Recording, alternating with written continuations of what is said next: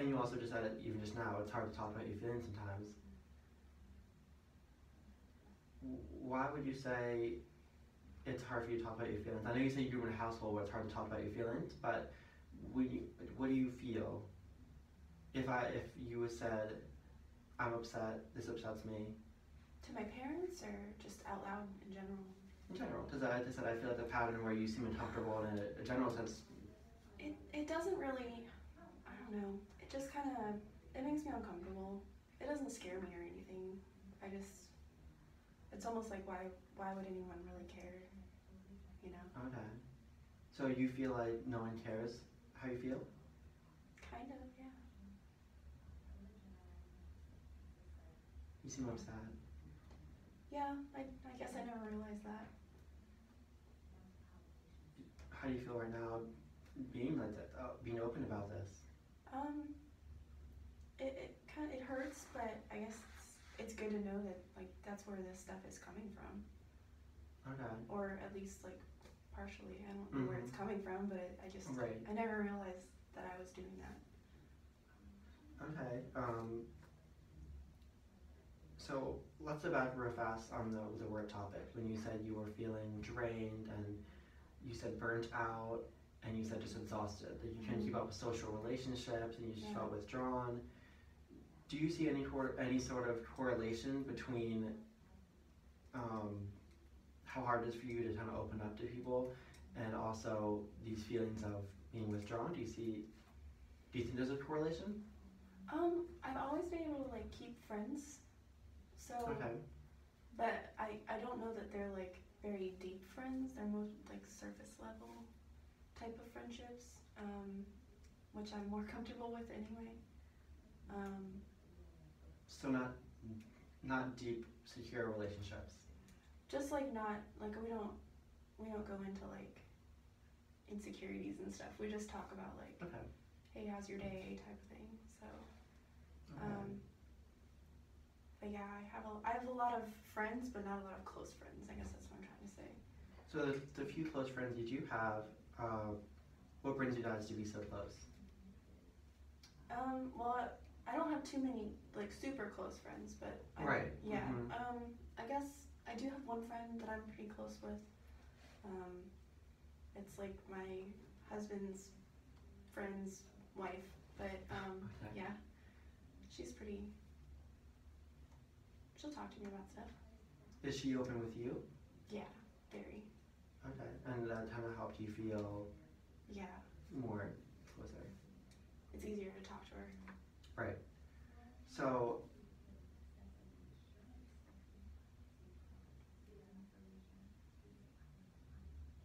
at work, you seem burnt out. You said it started from when the death started happening, and you were kind of coping with that, especially that one death who reminded you of your own mother. You seem to bring up some feelings. You tell me that you don't really normally express your feelings to people, but then you tell me you went back and you cried because the patient passed away who reminded you of your mother.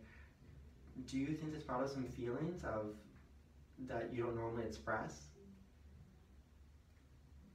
Yeah, it probably did. Yeah. Just you seem upset, and I feel like I want to explore maybe why, for someone who doesn't talk about their feelings so much, I feel like I'm seeing something, and I'm just trying to want to check in with you real fast. What's going on? Like what's going through your mind? What's happening? How do you feel? I guess I don't ask myself that very often. It just it doesn't come to me very easily, so I just kind of ignore it. Right, and that's a pattern in your life. Yeah. So, going back to us in the first session, I asked you what you wanted to get out of these sessions, and you originally said you want to help find the meaning of life, for the meaning of your career. If I asked you this question again, would you have the same, is that the same response, or would you say you have? Yeah, I mean, it's been hard for me to cope with all these deaths, and it would be nice if I knew what was going on, you know, internally. Mm-hmm. I guess I just didn't, I don't know. I'm finally like figuring out that maybe there's more to it than that. Okay.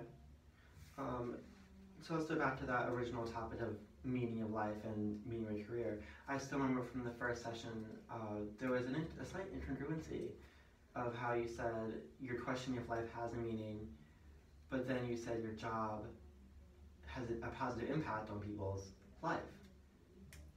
Did you think about that anymore after you left? Did you have any more thoughts about that at all? Yeah, yeah, it is a fulfilling position, working at a hospital, so I guess I was just like really down because I felt like, what's the point, because everybody dies in the end, you know? Right. Like, seeing all this death, like, made it, you know, more realistic. So it was just hard for me to like reconcile that. Your first experiences with loss. Yeah. It is, yeah. Because really we haven't like had any death in the family, and neither has my husband really. I mean, since we got married. But. Right. You know, I think there's a lot to say that it's the first time really dealing with like the loss. You know, you was one of your patients, you said. You know, someone that you, granted it was a patient, not someone outside of that, but you know, someone you kind of care for, someone that you have some sort of connection with, they pass away, you seem upset, and you don't normally express feelings of like uncomfortable feelings. Would you say that made you very uncomfortable to deal with that first sense of death? Does it make me uncomfortable to deal with death? Let me rephrase that. Well, yeah. Would you say it makes you uncomfortable to deal with death? Yeah. Because there's so much like emotion involved, and. Yeah, and it seems a lot of other emotions kind of came with it. Like when you went to the back room, you said you just cried for a while back there, and all these thoughts of like your mom came to your mind. I kind of think we should explore that further in future sessions, kind of like how these thoughts came up, you know, when you were uncomfortable, and especially thoughts of your mom came up, and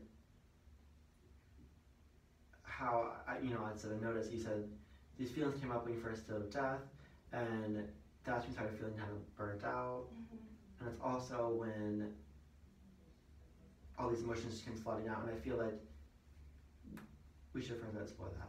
Yeah, I think you're right. I think there's a lot more than like what I originally thought it was. Yeah. Yeah, I'm noticing you are showing a little more feeling in this session than last session when I felt that you felt distant. And you know, you say you had a better week this week, and you seem like you still have a lot in your mind right now, but you seem kind of a little more not as distant. But yeah, we can continue working and just see where this goes. Yeah, that'll work. Okay. Are you free next Tuesday at 2 or 3? Which one works better? I am free until, well, I'll be free like this next Friday. Okay. Do you think from now until you said Friday?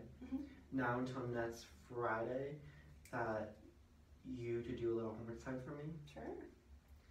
Could you, I want you to write down a list of fears you have. Okay. Just write them down. And you don't show anyone. How many do you want? I don't want to put a number on it, but if we're going to let's keep it to your top 3 fears. Okay. Yeah, just in general, top 3 fears. Okay. Okay. So, does that sound like a plan? That does, yeah. Okay, I think well, we can do it. it was really nice Yeah, to meet you thank you. today. See you soon. See ya.